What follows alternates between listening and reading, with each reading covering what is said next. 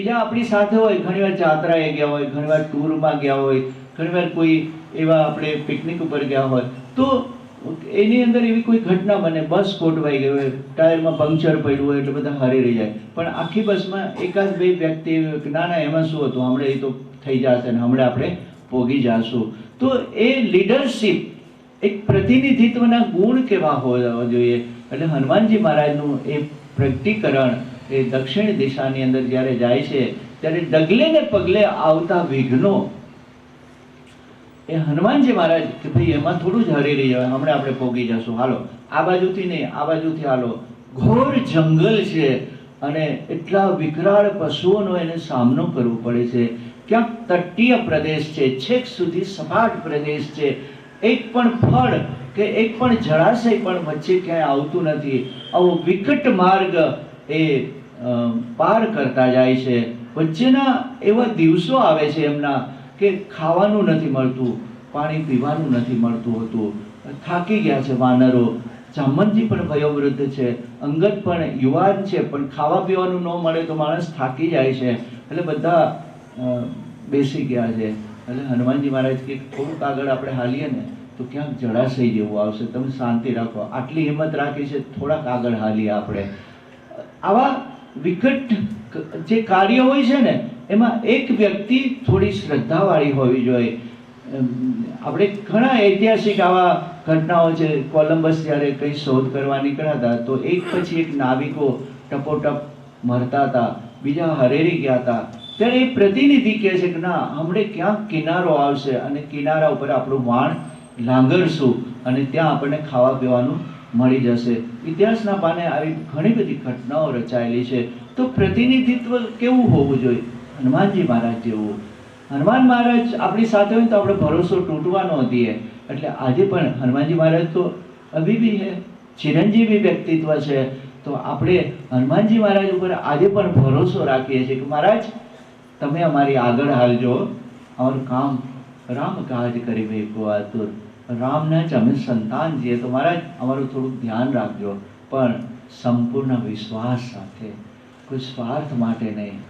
બહુજન હિતાય બહુજન સુખાય સમજ આપણું એકાંગી હોય છે. આપણું એક વિઝન ખૂબ જ ટૂંકું હોય છે.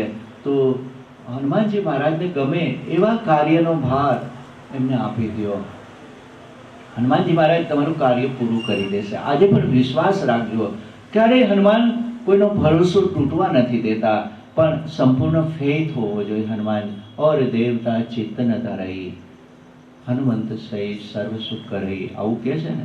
તો એ દરમિયાન તમારું કોન્સન્ટ્રેશન 100% એની તરફ હોવું જોઈએ, તો તમને પરિણામ આજે પણ હનુમાનજી આપે છે. તો એ લીડરશિપ, આગેવાની લઈ અને હનુમાનજી જાય છે. સૌરાષ્ટ્રની અમુક કહેવતો એટલી સરસ છે કે આપણે ત્યાં કહેતા આપણે હસવું આવે કે આ કહેવતો ક્યાંથી આવી, તો કે જેનો આગેવાન આંધળો એનું કટક કૂવામાં.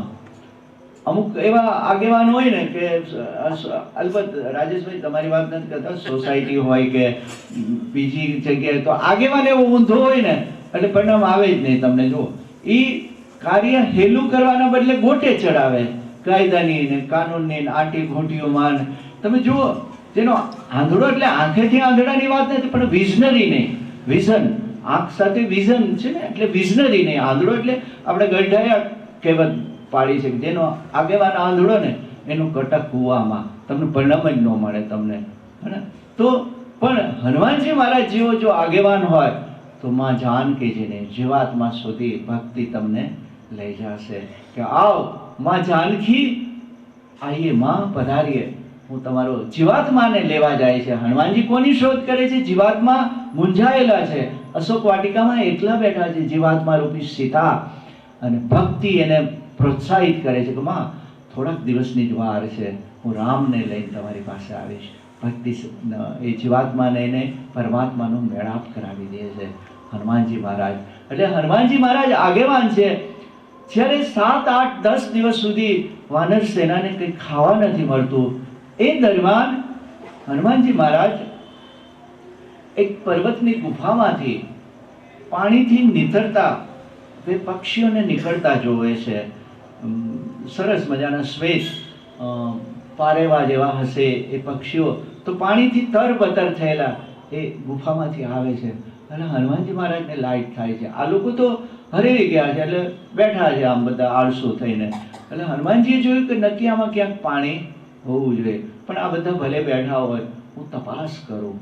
એટલે હનુમાનજી મહારાજ એ ગુફામાં પ્રવેશ કર્યો છે. અદ્ભુત વર્ણન છે કે ગુફા કેવી હતી, કે જ્યાં સુંદર ફળથી લચીલી શાખાઓ સાથેના એ વૃક્ષો હતા, અનેક પ્રકારના ફળ એની અંદર પાકેલા હતા, સુંદર જળાશયોથી આખી ગુફાની અંદર એ સરોવરો ફેલાયેલા હતા, પક્ષીઓ ત્યાં ઉડાન કરી રહ્યા હતા અને અત્યંત સુગંધિત ફૂલોની કુંજ લતાઓ ત્યાં છવાયેલી હતી. અદ્ભુત વર્ણન આ ગુફાનું કરવામાં આવ્યું છે. પણ એ તો હનુમાનજી મહારાજ, એને એમ થયું કે આ તો કોઈ માયાવી સૃષ્ટિ નથી ને, આ તો અમને લોભાવવા માટે અથવા તો અમને કંઈ ફસાવવા માટેનું આ કોઈ કાવતરું તો નહીં હોય ને.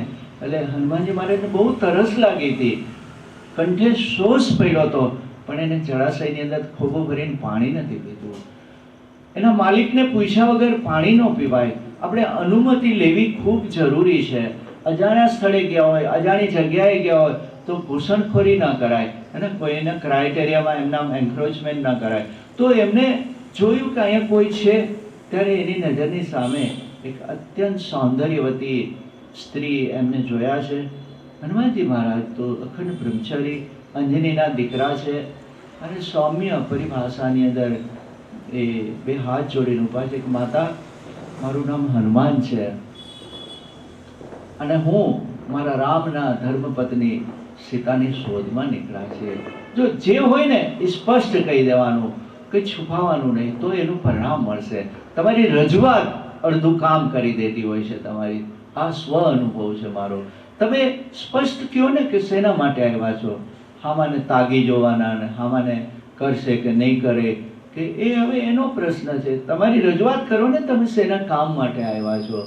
તો હનુમાનજી મહારાજ પાસે ત્યાં શીખવાની. હનુમાનજી મહારાજે જ્યાં જ્યાં આખા રામાયણમાં જ્યાં જ્યાં સંવાદ કર્યો છે ને, તો એનું ક્લેરિફિકેશન, એનું જે સ્પષ્ટતા છે ને એ આપણને ગમી જાય છે. એમાં આટીઘૂટી ક્યાંય નથી. સરળતા, રામને સરળતા ગમે છે અને હનુમાનજી મહારાજ રામ ભક્ત હનુમાન છે, એટલે સરળતા એનો સ્વભાવ બની ગયો છે. આટીઘૂટી વાળું જીવન છે ને ભગવાનને નથી ગમતું. કહો કે ભાઈ આ અવિનાશ વ્યાસે લખ્યો ને કે ચાલ્યા જ કરું છું, ચાલ્યા જ કરું છું, આ જગત જન્મ જ્યારથી ચાલ્યા જ કરું છું, નાટક કરું છું જે હું નથી તે હું થઈને, નાટક કરું છું જે હું નથી તે હું થઈને, મરું છું થોડી વાર મીઠું ઝેર લઈને, જેને બનાવ્યો એને હું બનાવ્યા કરું છું, ચાલ્યા જ કરું છું, ચાલ્યા જ કરું છું. ઈશ્વરે આપણને બનાવ્યા છે તો આપણે તો એને બનાવતા હોઈએ છીએ, હે ને. નાના હતા ત્યારે એક વાર્તા આવતી. ઘણી વાર્તાઓ જીવનભર યાદ રહેતી હોય છે. તો જેમ અત્યારે મેડિકલ કે બીજે ફેકલ્ટીની અંદર એનો અભ્યાસક્રમ પૂરો થાય એટલે ઇન્ટર્નશીપ હોય છે. તો એવા કોઈ ગુરુકુળની અંદર શિષ્યોએ ભણી લીધો, પછી એમને વિદાય આપવાની હતી, એને ઇન્ટર્નશીપમાં જવાનું હતું. તો ગુરુ મહારાજે એવું નક્કી કર્યું કે મેં આપેલું જ્ઞાન કેટલું ડાયજેસ્ટ કરેલું છે, એને જીવનમાં કેટલું પચાવ્યું છે એ તો જોઈએ. આત્મસાત, ગોખણિયા તો નથી ને આ બધા. તો એને કીધું કે જતાં પહેલાં મારું એક કામ કરું અને તમે એમાં ઉત્તીર્ણ થઈ જાઓ, પછી તમારું એ ઇન્ટર્નશીપ, તમારી પરીક્ષા તમારી શરૂ થશે.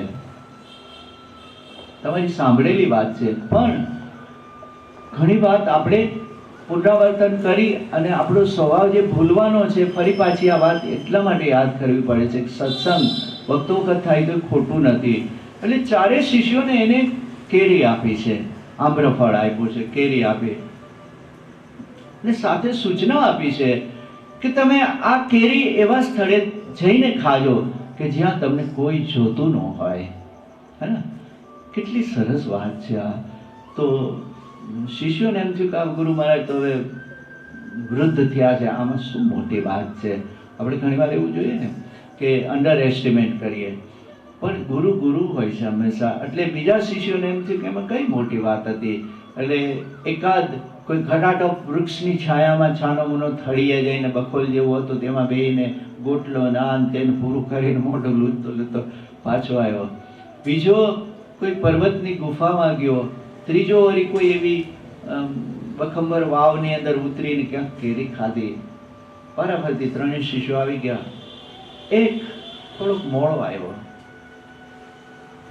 હાથમાં કેરી એમને આમ હતી, જેવી દીધી તેવી. સાંજ પડી ગઈ હતી. કેરી જોઈને ગુરુ મહારાજે કીધું, તે ન ખાધી? ત્રણેય એને આશ્ચર્ય હતું. વિદ્યાર્થી બેઠા હતા કે બોલો આવે પછી પરિણામ જાહેર થશે. એટલે ચરણ સ્પર્શ કર્યો ગુરુ મહારાજનો. ગુરુ મહારાજ, આપે તો અમને શીખવું છે કે સમગ્ર વિશ્વમાં નિયમતા આપણને જોઈ રહ્યો છે. આપણે એ દ્રશ્યને જોયો નથી. અજ્ઞાતના આશીર્વાદ હંમેશા આપણી સાથે જોડાયેલા છે, જે આપણું રક્ષણ કરે છે. તો એ અજ્ઞાત આપણને જોતા હોય તો જ રક્ષણ કરી શકે ને. એટલે મહારાજ મને જોતા હતા, બીજા જોવે કે ન જોવે. આપણે કહીએ છીએ કે હો રહેવા દેજો, ઉપરવાળો જોવે છે, પણ એ તમારી વખતે તમે ભૂલી જાઓ છો પાછા ઉપરવાળાને તમે, હે ને. તો એ ઉપરવાળો આપણને જોતો હોય છે. એટલે મહારાજ એ ડરથી મેં કેરી નથી ખાધી અને મને માફ કરજો. આત્મસાત કરેલું જ્ઞાન છે.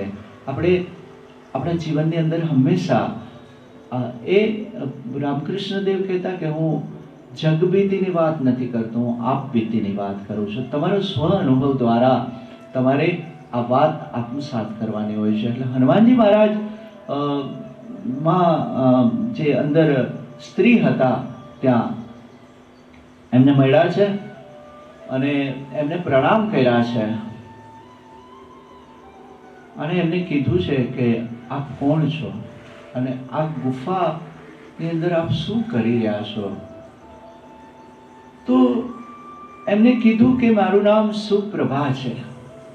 બધા પાત્રોના નામ છે. મારું નામ સુપ્રભા છે અને આ ગુફાની હું રક્ષક છું. તે શ્રેષ્ઠ વાનરનર, આપને જોઈને મને આનંદ થયો છે અને આપ વિના સંકોચે તો કે છે કે આપ રક્ષક છો અહીંના, તો એનો માલિક કોણ છે? એટલે એ પોતાનો સાચો પરિચય આપે છે. કહે છે કે હું શ્રાપિત અપ્સરા છું અને મને અહીંયા રક્ષક તરીકે નિમણૂક કરવામાં આવી છે.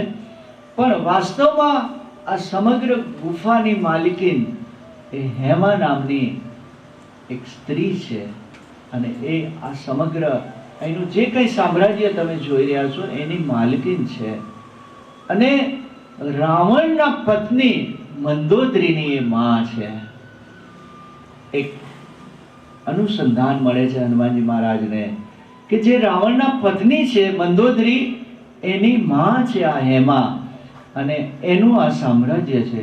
પણ હું અહીંની રક્ષક છું એટલે હું આપને અનુમતિ આપું છું કે આપના બધા જ સાથીદારોને અહીંયા લઈ આવો અને પેટ ભરાય ત્યાં સુધી તમે ફળ ખાઓ, પાણી પીઓ, હું તમને છૂટ આપું છું.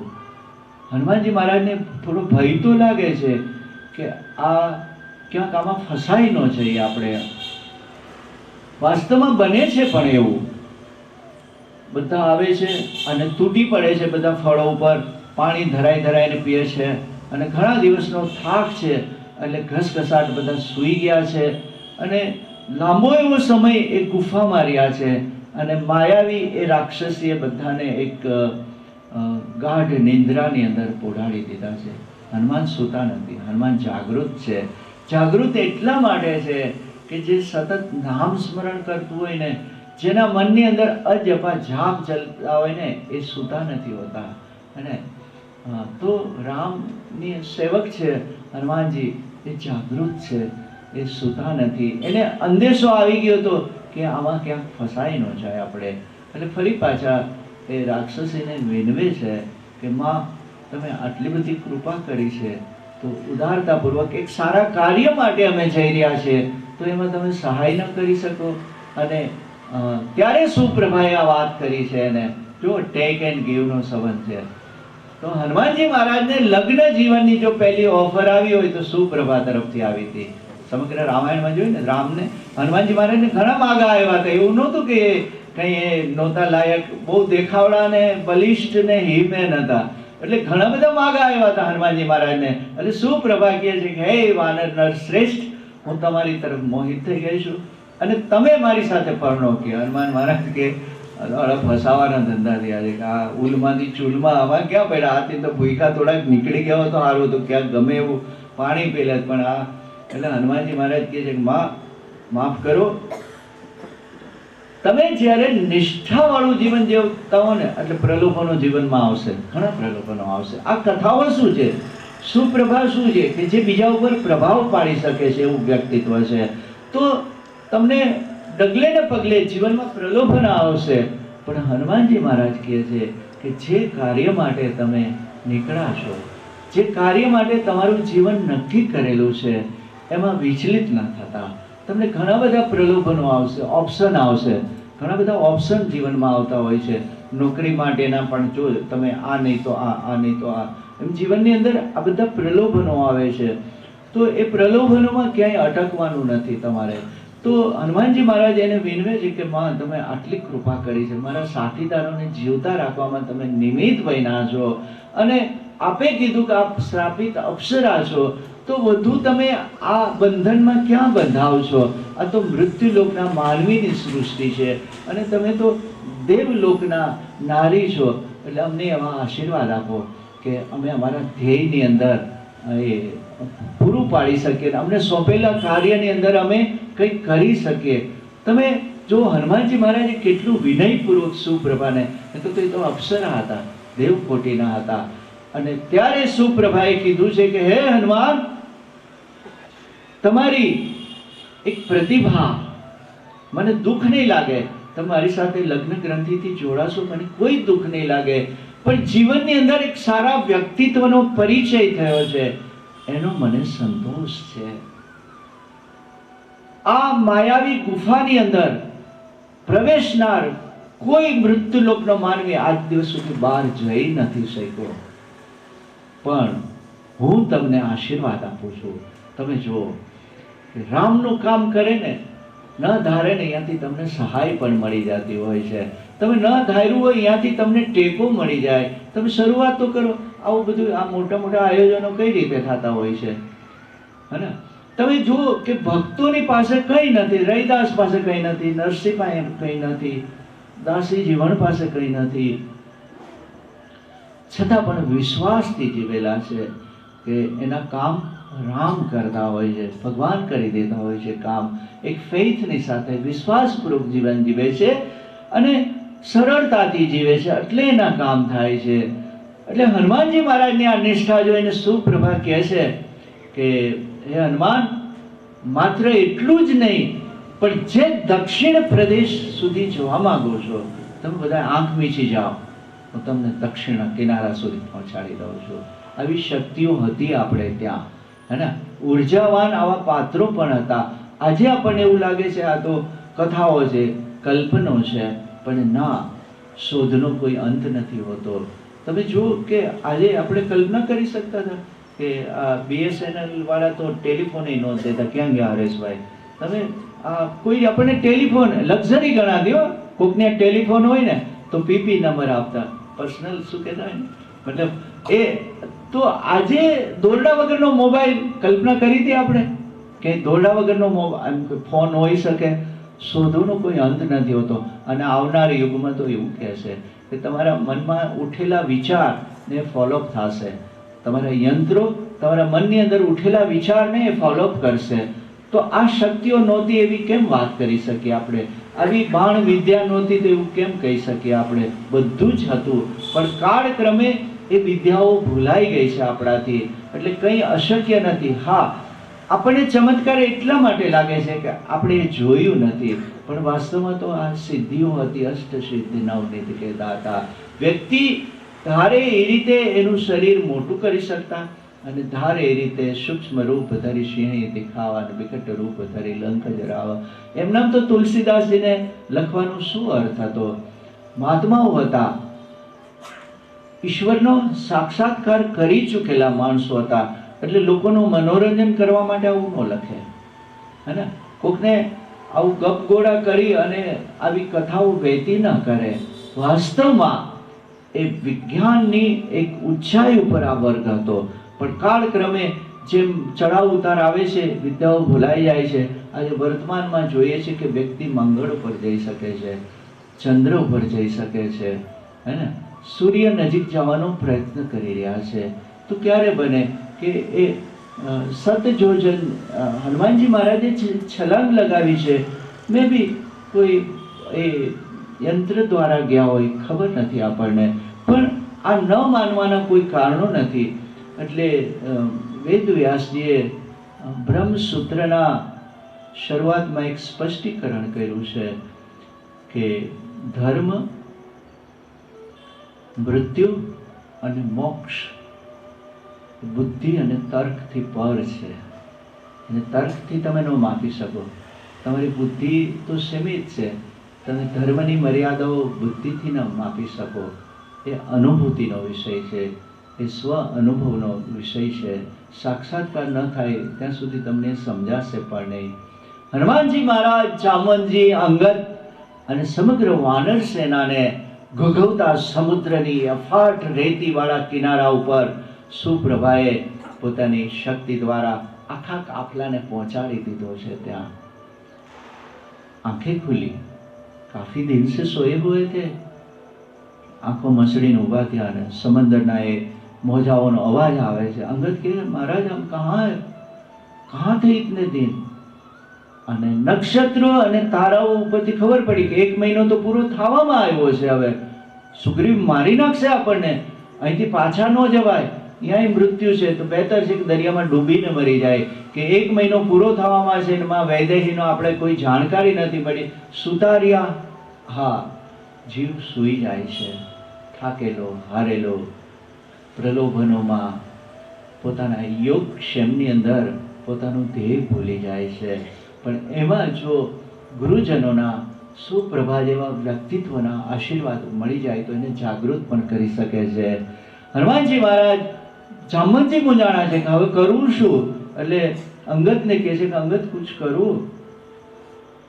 જ્યારે સુગ્રીવે એવું કીધું હતું કે સમંદરને પાર ત્રિકુટ પર્વત ઉપર લંકાનું રાજ્ય છે અને પલત્સ્ય કુળના વિશ્વાના દીકરા રાવણ ત્યાંના અધિપતિ છે, અને મને ચોક્કસ ભરોસો છે કે રથ માર્ગે લંકામાં જ માં જાનકી હોવા જોઈએ.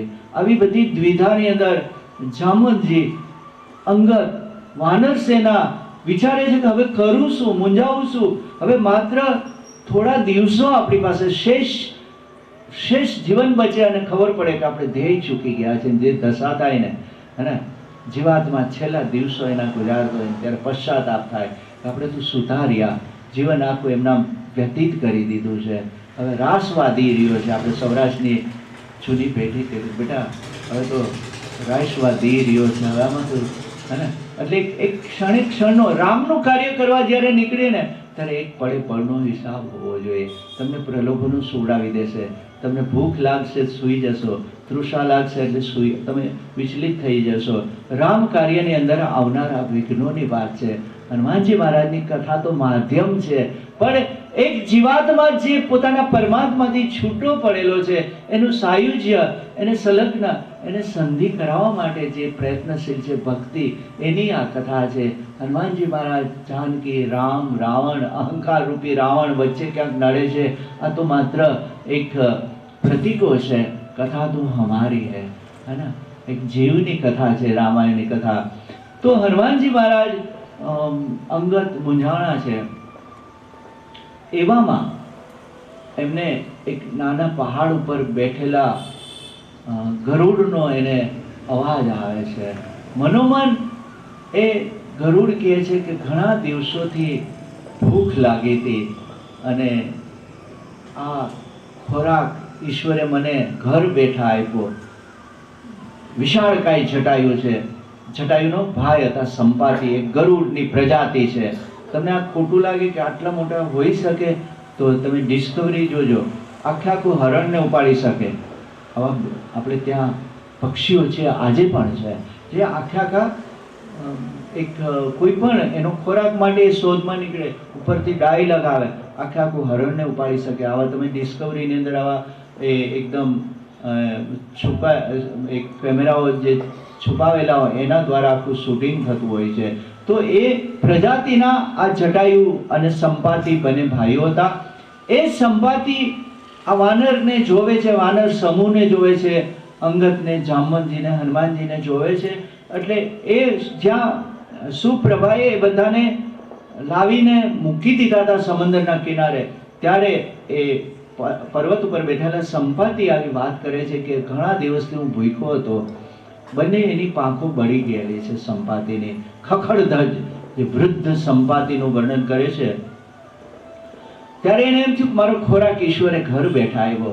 એટલે પોતાની ચોંચ અને એ લઈને નીચે ઉતરે છે ધીરે ધીરે. એ દરમિયાન અંદર સંવાદ થાય છે અંગદ, હનુમાનજી, જામવંતજી, વાનરોની સાથે, કે કોઈ પણ અંદરો અંદર વાત કરે છે કે વાસ્તવમાં આપણે આપણા ધ્યેયને ચૂકી ન જવું જોઈએ. કોઈ પણ રામના કાર્યને આપણે ચૂકવું ન જોઈએ. આ તો રામનું કાર્ય હતું, પણ આપણે આળસની અંદર એને ચૂકી ગયા. એટલે હવે ચિંતા કરવાથી શું ફાયદો? માત્ર રામ શબ્દ સંપાતિના કાને પડે છે એટલે એનો ભાવ બદલાઈ જાય છે. સંપાતિ શ્રાપિત હતા અને એના જીવનની અંદર એ જે ઘટના બને છે, જ્યારે આ એમની પાંખો બળી જાય છે, ત્યારે એને આકાશવાણી દ્વારા એને આશીર્વાદ આપવામાં આવ્યા હતા કે હે સંપાતિ, જ્યારે કોઈ પણ વ્યક્તિ તમને રામ કથા સંભળાવે અથવા તો રામનું નામ તમારા કાનમાં પડશે ને, ત્યારે તમારી મુક્તિ થઈ જશે. એટલે સંપાતિ જે ભૂખથી વિહવળ હતો, રામ નામ શબ્દનો ઉચ્ચારણ આ વાનર સમૂહમાં થાય છે, એ દરમિયાન એના મનની અંદર આનંદ વ્યાપી જાય છે અને સીધા એ નીચે આવ્યા છે. પોતાનું એ વૃદ્ધત્વ એમને છે તો પણ એ વાનર સમૂહ પાસે આવે છે અને એનો પરિચય પૂછે, આપ બધા કોણ છો અને ક્યાં નીકળ્યા છો? એટલે જામવંતજી છે, વિવેકી છે, એટલે એને કહે છે કે હે વયોવૃદ્ધ ગરુડ, તમે કોણ છો? આપનો પણ પરિચય આપો. એટલે સંપાતિ કહે છે કે મારું નામ સંપાતિ છે. એની અંદર આ વાતો કરે છે ત્યારે રામનું નામ આવે છે, કેમ જટાયુનો ઉલ્લેખ આવે છે. એટલે એને કુતૂહલ થાય છે કે આ તો મારા ભાઈના નામ બોલી રહ્યા છે. એટલે આવીને એને મળે છે અને કહે છે કે હમણાં તમે શેની વાત કરતા હતા અને તમે કયા ધ્યેય માટે નીકળ્યા છો? એટલે હનુમાનજી મહારાજ એને વિસ્તૃત વાત કરે છે કે ગરુડરાજ, અમે સુગ્રીવના માણસો છીએ, સુગ્રીવના પ્રતિનિધિ તરીકે અમે નીકળ્યા છીએ અને અમને એવું કહેવામાં આવ્યું છે કે દક્ષિણ દિશાની અંદર લંકા નામનો રાજ્ય છે અને ત્યાંના એક રાજવી રાવણે અમારી માનું અપહરણ કર્યું છે અને એની શોધમાં અમે નીકળ્યા છીએ. પણ અનેક દિવસો અમને માર્ગની અંદર વિટંબણાઓ આવી. હવે અમારી પાસે માત્ર થોડા જ દિવસો છે એટલે અમે મૂંઝાઈને અહીંયા બેઠા છીએ.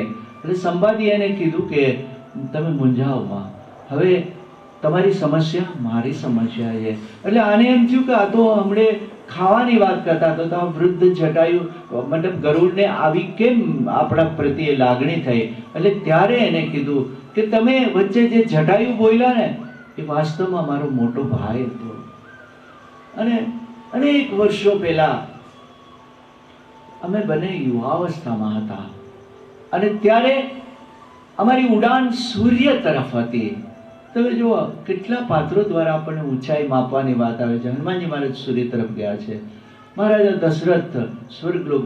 ઊંચાઈ હંમેશા ઉર્ધ્વગામી જીવન હોવું જોઈએ. આ પક્ષીઓની વાત દ્વારા શું કહે છે? તમારું ઉડાન એ ઉર્ધ્વગામી હોવું જોઈએ, તમારું જે ટાર્ગેટ છે. એટલે સંપાતિ કહે છે કે અમે સૂર્ય તરફ ઉડાન ભરતા હતા, બંને વચ્ચે હોડ લાગી હતી કે કોણ વધુ ઊંચે ઉડી શકે. હે ને, પગ ખેંચવાની સ્પર્ધામાં આપણે ભાગ ન લેવો. હે ને, કોઈક બીજાના કોઈક આગળ વધતું હોય ને, આપણે શું કરીએ? કોઈક ઊંચે ઉડતું હોય તો એના પગ પકડી લઈએ. ચાહે આપણું સંતાન હોય, આપણા સગા હોય, આપણા સ્વજન હોય, આપણા પાડોશી હોય, કોઈક કંઈક નવું કરે ને, ના રે ના, મને તો આવું કર્યું હતું ને, એને તો આવું થયું હતું. ઉડવા દો, પાંખો આવી છે તો દીકરી ભણતી હોય તો ભણવા દો ને. ના રે બેટા, અહીંયા કોણ ઓળખે? જમાનો કેવો છે? એમ થોડું જમાનો એનો છે. તો કોઈ પણ એક સારું કાર્ય કરતું હોય ને, ઉડાન ઉડતું હોય ને, એને પ્રોત્સાહિત કરવાનું. એટલે આ બંને ભાઈઓ વચ્ચે એક હરીફાઈ છે. તો કહે છે કે એક સમય એવો આવ્યો કે અમે સૂર્યની નજીક જતા હતા, પણ સૂર્યનો જે અગ્નિ છે, સૌર ઉર્જાઓનો જે તાપ હતો, એ મારા ભાઈને દઝાડતો હતો. અને મને એવું લાગ્યું કે જટાયુની બંને પાંખો હમણે બળી જશે. એટલે હું એનો ભાઈ હતો, એટલે મને એમ થયું કે મારે જટાયુને બચાવવો જોઈએ. એટલે હું એની ઉપર ઉડી અને મારી પાંખો પ્રસરાવી દીધી, અને જટાયુ તાપથી નીચે પડી ગયા હતા, પણ મારી બંને આંખો ભસ્મ થઈ ગઈ છે. બસ ત્યારનો જીવન હું અહીંયા વિતાવી રહ્યો છું. ખાવા પીવાના ક્યાંક સાંસા પડી જાય છે, ઉડી અને હું ભક્ષણ નથી કરી શકતો. અને આ દરિયાના કાંઠે સડેલા માછલાઓ કે બીજા પ્રાણીઓ આવે એને ખાઈને હું જીવન વિતાવું છું. પણ મને વરદાન મળ્યું હતું દેવત્વનું. એમને કીધું હતું કે હે સંપાતિ, તારા કાને જેથી રામ કથા તને સંભળાવશે ને, ત્યાંથી તારી મુક્તિ, તારું નવું જીવનની શરૂઆત થઈ જશે. બરાબર. હનુમાનજી મહારાજે દશરથ નંદન રામની કથા કીધી, માં જાનકીની કથા કીધી, અયોધ્યાના સંસ્મરણો કીધા, અને જટાયુનો જે સંઘર્ષ છે એની પણ વાત એમાં વણી લીધી. તો ધીરે ધીરે જે બળેલી પાંખો હતી એ પાંખો ધીરે ધીરે નવી થવા માંડી, અને જટાયુ આકાશ તરફ ઉડીને જાય છે. પાંખો ફફડાવીને મુક્તિ મળી ગઈ છે એમની. થોડી વારમાં એ સંપાતિ નામના જટાયુના ભાઈ નીચે આવે છે અને કહે છે કે હું તમને નિશ્ચિત કહી શકું છું, કારણ કે ગિદ્ધ 100 ગાઉ સુધી જોઈ શકતા હોય છે. ગમે એટલા આકાશમાં ઊંચે ઉડતા હોય તો નીચે ગમે એ જોજો, નાના પ્રકારના સમડીઓ અને જે ગરજા આપણે કહીએ છીએ બીજા, તે બધા નીચે ગમે એ હોય તો જોઈ શકે છે. તો એને કીધું કે હું મારી જે તીખી ચાંચ અને મારી જે તીવ્ર દ્રષ્ટિવાળી આંખો છે ને, મિત્રો આપણે આશ્ચર્ય થશે કે વ્યક્તિ પણ બહુ દૂરનું જોઈ શકતી હોય છે. આ વાતને એને લેવા દેવા નથી, પણ છતાંય જ્યારે દ્રષ્ટિની વાત આવે છે કે વ્યક્તિ ક્યાં સુધી જોઈ શકે, તો સાધકો 40 કિલોમીટરના એરિયામાં અહીં બેઠા બેઠા બનતી ઘટનાઓ જોઈ શકતા હોય છે. આ સત્ય છે. ગંગા કિનારે બનારસની અંદર મારા એક મિત્ર ફોટોગ્રાફર છે, વિવેક દેસાઈ, અમદાવાદ છે, અને એને કીધેલી આ વાત છે. 6 મહિના સુધી દિગંબર સાધુઓ, આપણે જે ગિરનારમાં મૃગીકુંડમાં આપણે નાગા બાવા કહીએ છીએ ને, દિગંબર સાધુ એક સંપ્રદાય છે. એની ફોટોગ્રાફી કરવા માટે આ વ્યક્તિ 6 મહિના પોતે એ દિગંબર સાધુ થઈ ગયેલા. એ દરમિયાન એમના બધી વાતો એને નજીકથી સાંભળવા મળી, અને એના સ્વમુખે એમને વાત કીધેલી કે એ જે કાપાલિક સંન્યાસીઓ, એ નાગા દિગંબર સાધુઓ સ્મશાનમાં જ મોટા ભાગે રહેતા હોય છે. વાસ્તવમાં એક કલ્યાણના માર્ગે હોય છે, એનાથી ડરવાનું કોઈ નથી હોતું. એ પણ શ્રેષ્ઠ ઈશ્વરના સાધકો જ હોય છે, પણ એનો સંપ્રદાય, એની પરંપરા થોડી જુદી છે. તો ગંગાના પ્રવાહની અંદરથી 4-5 કિલોમીટર દૂરથી જે તણાતું શબ આવતું હોય, તો એ શબ ઉપર કયા કલરનું વસ્ત્ર છે એ અહીંયા બેઠા બેઠા એ નક્કી કરતા હોય કે इस बार जो आएगा वो वस्त्र हम पहनेंगे, हम ले. કારણ કે સ્મશાનની અંદર જ રહેતા, એ કોઈનું સ્વીકારતા નથી. એટલે જે વસ્ત્રો હોય એ જ વસ્ત્રો કાપાલિક દિગંબર સાધુઓ પહેરતા હોય છે. તો આટલે દૂરથી રાત્રિના અંધકારમાં તણાતું શબ આવતું હોય તો એને પહેરેલા વસ્ત્રનો પોતાની આંખો દ્વારા, આંખોની રોશની કેટલી હશે. તો સંપાતિ કહે છે કે હું અહીં બેઠો બેઠો જોઈ શકું છું કે વૈદેહી અશોક વાટિકાની અંદર અશોક વૃક્ષ નીચે બેઠા છે. તમારે હવે કોઈ દિશામાં જવાની જરૂર નથી, અને મને પૂરેપૂરો વિશ્વાસ છે, હું અહીંયા વર્ષોથી જીવી રહ્યો છું, અને રાવણ જ આ દિશા તરફ જાનકીજીનું અપહરણ કરીને લઈ ગયો છે. અને જ્યારે જટાયુની એને વાત સાંભળી છે, ખૂબ રડ્યા છે કે અમે વર્ષોથી હું ને જટાયુ વિખૂટા પડી ગયા હતા, અને એ તો દશરથના મિત્ર હતા. રામ તો છોકરું કહેવાય એના માટે, જટાયુ અને દશરથ માટે. એટલે જટાયુએ પોતાનું જીવન જાનકીને બચાવવા માટે આપ્યું છે. એ વાત સાંભળીને મને ગર્વ થઈ ગયો છે કે મારા ભાઈનું જે અંત છે એ કેટલું શ્રેષ્ઠ આવે છે કે રામના કાર્યની અંદર જટાયુ પક્ષી નથી, પણ વર્તમાનની અંદર પણ આ પક્ષીઓનો જુઓ તમે કેટલી એની એ બલિષ્ઠ હોય છે એની ખાતરી થાય છે. એટલે રાવણ સામે યુદ્ધ કર્યું હોય તો એની અંદર કોઈ શંકાને સ્થાન નથી. અને આજે પણ જટાયુનું એક મોન્યુમેન્ટ દક્ષિણ ભારતમાં એક વિશાળ પર્વત ઉપર જટાયુએ જ્યાં રાવણ સાથે યુદ્ધ કરેલું એ પર્વત ઉપર વિશાળકાય જટાયુનું મોન્યુમેન્ટ, હું સ્થળનું નામ ભૂલી ગયો છું, પણ આજે પણ જટાયુને યાદ કરતું એ સ્થળ ત્યાં છે જ્યાં વિશાળકાય પથ્થરમાંથી જટાયુને કંડારવામાં આવ્યા છે. જટાયુ આજે પણ જીવે છે. ગુજરાતીની એક સરસ કવિતા હતી જેમાં જટાયુનો ઉલ્લેખ થયો હતો. પ્રશ્ન પૂછે છે રામ, જ્યારે જટાયુને મળે છે, સીતાજીની શોધમાં ગયા હોય છે, તો એ પાંખો કપાયેલા જટાયુ છે ને છેલ્લા શ્વાસ ગણી રહ્યા છે અને તરફડી રહ્યા છે. રામ એને જોવે છે એટલે પોતાના બાહુઓમાં લઈ લે છે અને પૂછે છે કે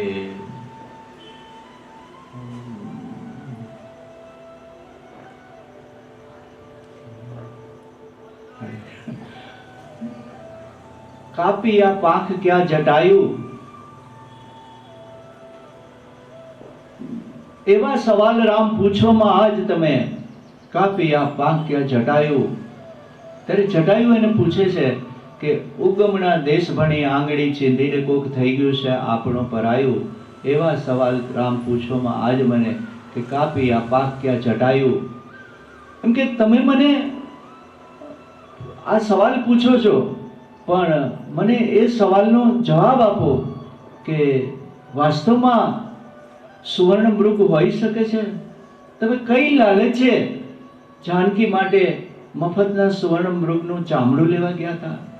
ઉગમણા દેશ ભણી આંગળી ચીધીને કોક થઈ ગયું છે આપણું પરાયું, કહો સોનેરી મૃગ હાથ આવ્યું. રામને કહે છે કે હે રામ, પાંખો તો જટાયુની કાપી એ પછીની ઘટના છે, પણ એક અવતાર દિશાહીન થઈ જાય એનું મને આશ્ચર્ય છે. એવા સવાલ રામ પૂછોમાં આજ તમે, કહો સોનેરી મૃગ હાથ આવ્યું.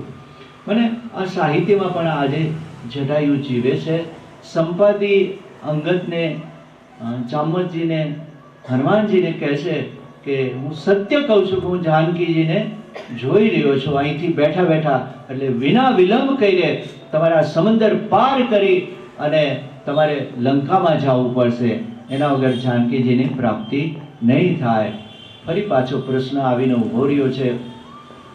બધા એકબીજાના મોઢા વકાશે છે કે આ સમંદર આ કોણ પાર કરી શકે? અને આ સંવાદ થઈ જાય છે. રામનું સ્મરણ થયું છે અને હનુમાનજી મહારાજ એનો બેરખો લઈ અને એક ટેકરી ઉપર બેઠા છે. આ બધાને અંદર અંદર એનો સમય થઈ ગયો છે એનો સાધનાનો, એટલે બેરખો લઈને બેસી ગયા છે. અંદર અંદર મૂંઝાણા છે કે હવે કોણ આ દરિયો પાર કરશે? એટલે જામવંતને મનમાં ગુસ્સો પણ આવે છે કે અંગતે એવું કીધું કે મારા કરશો ને જામવંતજી તો હું જઈ શકીશ, પણ હું આ દરિયો ઓળંગીને પાછો નહીં આવી શકું, મારી શક્તિ ક્ષીણ થઈ જશે. આ કોઈ સામાન્ય છે? સત જોજે ને આટલો આ દરિયો મારે તરીને મને ઉડીને કઈ રીતે જવું? આવું છલાંગ મારો બાપ હોત વાલી તો કદાચ આવા તો 7 સમંદર ઉડીને જતો હતો, પણ મારામાં એક ગજુ નથી. એટલે જામવંતજી જોવે છે કે હનુમાન ક્યાં ગયા? એટલે જોવે છે હાથમાં બેર ખોલીને નામ સ્મરણ કરતા હતા, રામ રામ રામ. જીવનનું સાધના કાળ છે ને. જામવંત જોવે છે કે અને અટાણે વિક્ષેપ ન કરાય, અને ધ્યાન મગ્ન હનુમાનજીએ જ્યારે આંખ ખોલી, જામવંતજીએ કીધું કે હનુમાન, આ બધા નિરાશ થઈ ગયા છે અને તમે એ ભૂલી ગયા કે તમે બાલ્યકાળની અંદર સૂર્ય સુધી છલાંગ લગાવી હતી, એટલો તો આ દરિયો નથી. ધામવંત કહે સુનો હનુમાન, કાચુક સાદી રહે બલવાના, કવન કાજ કઠિન જગમાઈ. જો તાત તારા વગર આ કામ થઈ શકે? બાપ કીધું એને, હનુમાનને બાપ કીધું, તાત તમે ઊભા થાઓ. હવે આ વાત આપણે કરી ગયા હતા ને કે ઋષિ મુનિઓની બહુ દાઢી ખેંચી હતી ને કોકના તોડફોડ કર્યા હતા ને કોકના યજ્ઞશાળામાં જઈને ફળ ખાઈ ગયા હતા, એનું પરિણામ હનુમાનજી ભોગવતા હતા. પોતાની પાસે આ શક્તિ હતી એની વિસ્મૃતિ થઈ ગઈ હતી અને ત્યારે પણ આશીર્વાદ આપ્યા હતા કે હનુમાન, શક્તિ તો એમ નામ રહેશે, પણ એને કોક યાદ કરાવશે ને ત્યારે તમારે એ તમે યાદ કરી અને એને તમે અનુસરી શકશો, એને ઇમ્પ્લિમેન્ટ કરી શકશો. ફળીભૂત ત્યારે થશે કે જ્યારે તમને કોઈ યાદ અપાવશે. જાંબુવંતે કીધું, હનુમાન ઊભો થાવ, માત્ર ને માત્ર આ સમંદર તું તરી શકીશ અને ઈશ્વરે તને શક્તિ દીધી છે. હનુમાનજી કહે છે, એવું છે મહારાજ? તો કે હા. હનુમાનજી મહારાજે પોતાનો એ શરીર આકાશને આંબે એટલું કરે છે. અદ્ભુત વર્ણન કરવામાં આવ્યું છે વાલ્મીકૃત રામાયણની અંદર કે હનુમાનજીએ સામાન્ય દોડવીર હશે, એથ્લેટિક્સને જોજો તમે, એક પોઝિશન લેતા હોય છે. જ્યારે 100 મીટર કે 200 મીટર કે 300 મીટરની હોય ને તો એથ્લેટિક એની પોઝિશન લે છે. આ પોઝિશન જ્યારે હનુમાનજી મહારાજે એ લીધી છે ત્યારે દરિયાના પાણીના મોજા ઉછળી ઉછળીને બહાર આવ્યા છે. જીવ સૃષ્ટિ ચિંતિત થઈ ગઈ છે કે જગતની અંદર આ વાનરરાજ આ છલાંગ મારીને જશે ત્યારે શું શું ઉથલ પાથલ થશે. આ બાજુ મંદોદરીનું એ અંગ ફરકવા માંડ્યું છે, રાવણના ડાબા અંગ ફરકવા માંડ્યા છે, ક્યાંક ભયનું લખલખું આખું લંકામાં આવી ગયું છે, પૂર્વ તૈયારીઓ થઈ ગઈ છે. જાનકીજીની શોધની અંદર પ્રથમ એક પોતાનું પગ માંડી અને અંજનીનો જાયો સમંદરના મોજાઓની સામે બાથ લઈ રહ્યો છે અને બરાબર આકાશ તરફ જોયું તો દેવતાઓ આશીર્વાદ દઈ રહ્યા છે કે વાહ હનુમાન, વાહ હનુમાન, વાહ હનુમાન. અને હનુમાન જતીએ જ્યારે છલાંગ લગાવી છે સમંદરની પાર, અને ત્યારે સૃષ્ટિની અંદર સમસ્ત જીવો આ એક દુર્લભ દ્રશ્યને જોઈ રહ્યા છે. હનુમાનજી મહારાજ આકાશમાં ઉડતા ઉડતા ઉડતા જઈ રહ્યા છે. ત્યારે દેવતાઓ એને સહાય કરવા માટે કે આટલું લાંબુ એ અંતર કાપીને જઈ કઈ રીતે શકશે. ત્યારે હજારો વર્ષ પહેલા જે સમંદરની અંદર પર્વત સમાઈ ગયો હતો એના શિખરો બહાર આવ્યા છે. અને બે ઘડિયા વિહામો વચ્ચે લઈ લઈએ. સમાજની અંદર બે પ્રકારના લોકો હોય છે. એક તો તમે જ્યારે શ્રેષ્ઠ કાર્ય કરવા માટે આતુર હો ત્યારે કોઈક વિઘ્નો નાખતા હોય છે અને બીજા તમને સહાય આપતા. આ બંને તત્વો સમંદરની અંદર છે. એટલે પર્વત બહાર આવે છે અને હનુમાનજી મહારાજને વિનંતી કરે છે, મહારાજ થોડી વાર તો વિહામો લ્યો, થોડો તો તમારો સ્પર્શ કરો, મારું જીવન ધન્ય બની જાય. અને હનુમાનજી મહારાજે કીધું કે હું રામનું કામ કરવા નીકળો છું, મારા જીવનની અંદર વિશ્રામ ન હોય ક્યાંય, મારા જીવનમાં કોઈ વિહામો નથી હોતો, મારે ક્યાંય એક શ્વાસ લેવાનું હવે જગ્યા નથી. મને ખબર પડી ગઈ છે કે જેનો જીવ એક માં જાનકીજી મારા રામને મળવા આતુર છે અને મને ખબર પડી ગઈ છે કે અશોક વાટિકામાં મારાથી અહીંયા એક ઘડી ન રોકાવાય. અને હનુમાનજી મહારાજ માત્ર એને સ્પર્શ કરીને આશીર્વાદ આપે છે કે તું મને રોકમાં, મારે જવું છે. વચ્ચે સુરસા મળે છે, વચ્ચે સિંહિકા મળે છે. જો આ બધા શું પ્રતીકો છે કે તમે રામનું કાર્ય કરવા માટે નીકળો ને એટલે બધા જ અડચણો આવે, વિઘ્ન. ક્યાં ટાઈમ ક્યાં?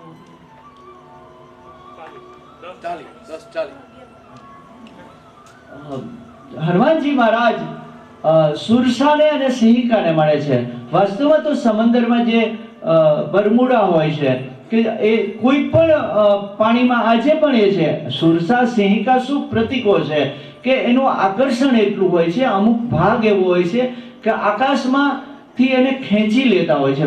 વહાણ હોય કે કોઈ પણ સ્ટીમર હોય તો એના ઘેરાવામાં આવી જતા હોય છે. આ પ્રતીકોને આપણે નવા સ્વરૂપે સમજવાના. હનુમાનજી મહારાજ જ્યારે સમંદરની પાર જતા હોય છે ત્યારે સિંહિકા આવે છે, સુરસા આવે છે કે જેના શરત કરી હતી કે મારા મોઢામાં હું ભક્ષણ કરી જઈશ અને મારા મોઢામાંથી હું તને ખાઈ જઈશ. આવું ડરામણી કહે છે. હનુમાનજી મહારાજ કે માં મને રજા આપો ને. જો માં કહે છે, એને ખબર છે કે વૈરાગ્યના પદને વિઘ્નાડા છે ઘણા, કઠણ બંધ કર્મના કોપ કાપે. કતિપ સાહેબ કીધું, મૂળદાસે કીધી આ વાત. તો તમે જ્યારે સુંદર કાર્ય કરવા જાઓ, સુરસા તો ડગલે ને પગલે આવે છે, વિઘ્નો નાખવા વાળા. સુરસા શું છે? પ્રલોભનો છે, માયા છે. રામનું કાર્ય કરો ને એટલે આવા વચ્ચે વચ્ચે એક વિઘ્નો આવતા જાય છે.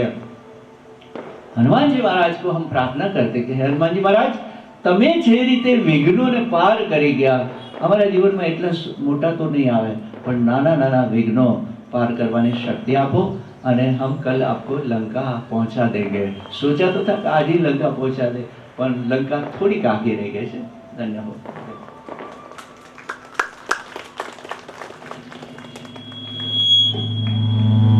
તો કોઈના મોઢે બાજુમાં આજુબાજુમાં બધાને ખબર પડી ગઈ કે અહીંયા કથા ચાલે છે.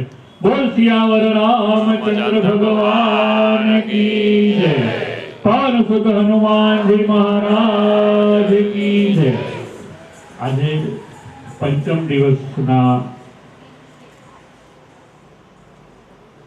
કથાના આ પાવન અવસરે આપ સર્વેનું ખૂબ ખૂબ સ્વાગત અને આપ સર્વેના ચરણોમાં મારા પ્રણામ. ઘનશ્યામભાઈના શ્રીમુખે હનુમાનજીની, ભગવાન શ્રી રામની અને આ બધી અદ્ભુત કથાઓનો સમન્વય જ્યારે થઈ રહ્યો છે ત્યારે બસ એક જ ઈચ્છા થાય કે બસ એમના શ્રીમુખેથી આ બધું સાંભળતા જ રહીએ. પણ સમયની પણ પાબંદી હોય છે. આજે તેઓ સવારના બહુ જ વહેલા 4 કે 5 વાગ્યાથી લઈ અમદાવાદ એ પણ એક ટૂંકમાં સારું જ કાર્ય હતું. સારા કાર્ય માટે અમદાવાદ ગયા, ફરી પાછા ત્યાંથી અહીંયા આવ્યા. એટલે હું પોતે જ કહેવાનો હતો કે આજે થોડું 15 મિનિટ આપ થોડો વિરામ લ્યો વહેલો, અને અમે એ દરમિયાન આજે આપણે થોડો સમય છે તો પહેલાં આપણે રામ ભગવાનની સ્તુતિ કરીશું. બધા શ્રી રામચંદ્ર કૃપાલુ ભજન બધા સાથે ગાશું. એ દરમિયાન બધા બહેનો થોડી આરતીની પણ તૈયારી કરશે. ત્યાર પછી આપણી જે મુખ્ય આરતી હનુમાનજીની છે એ કરીશું. 5 સોસાયટી શેરી નંબર 5ના આપણા 4 નંબરના આજના આપણા બધા જે રહેવાસીઓ છે એમના પ્રમુખ સ્થાને આજે આપણે આરતી કરીશું. બીજું આપણે 10 તારીખે વિનંતી કરી તેઓ અમને અર્પણ કરશે. બોલ સિયાવર રામચંદ્ર ભગવાન કી જય. બાલાજી ગ્રુપે બહુ સુંદર મજાની બુક બનાવી છે, તેઓ અર્પણ કરી રહ્યા છે. એ મારા કાકા છે, તેઓ ખૂબ જ મોટું ગ્રુપ ચલાવે છે બાલાજીનું, અને અથવા બિલ્ડર્સ છે, અને એમનો અમારા સાથે ખૂબ ઘણો પરિચય થાય છે ઘનશ્યામભાઈના આશ્રમે. તો આપનો આ તકે ખૂબ ખૂબ આભાર. આપ અહીંયા પધાર્યા અને આપને અમે આવકારી છે સરજી. હવે આપણે Shri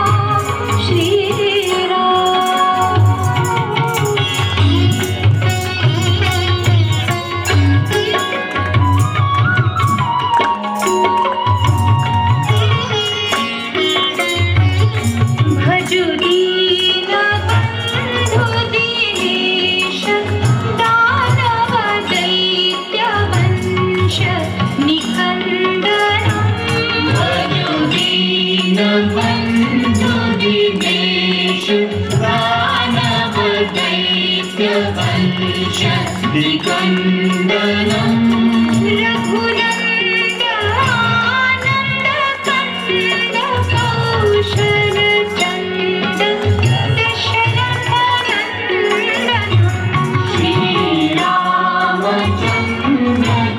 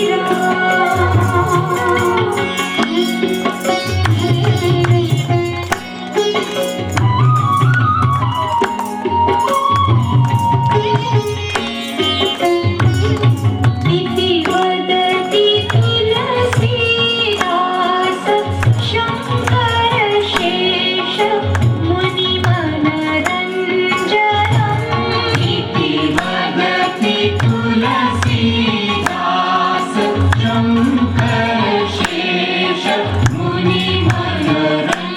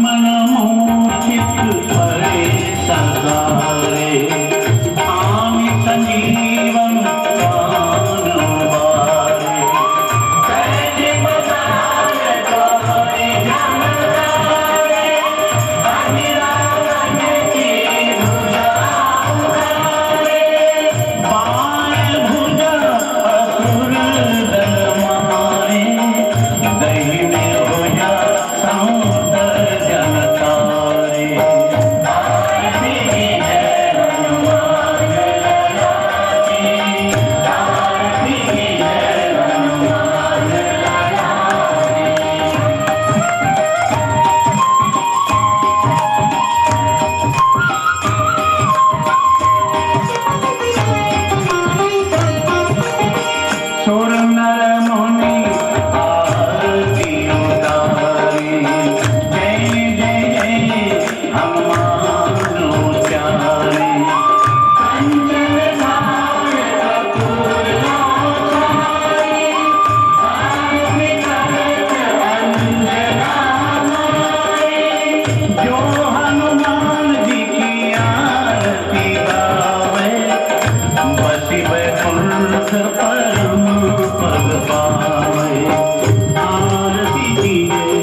हनुमान लाला की आरती कीजिए, हनुमान लाला की आरती कीजिए हनुमान लाला की आरती कीजिए हनुमान लाला की दुष्ट दलना रघुनाथ कला की, दुष्ट दलना रघुनाथ कला की आरती कीजिए हनुमान लाला की आरती कीजिए हनुमान लाला की आरती कीजिए हनुमान लाला की आरती कीजिए हनुमान लाला की आरती कीजिए हनुमान लाला की आरती कीजिए हनुमान लाला की आरती कीजिए हनुमान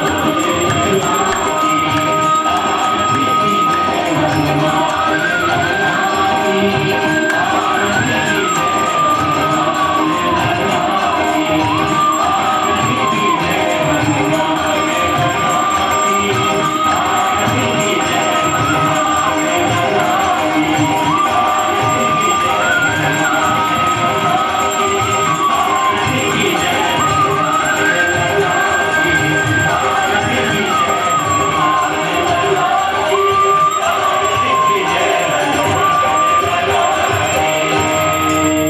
श्रीवर रामचंद्र भगवान की जय। पवन सुत हनुमान जी महाराज की जय।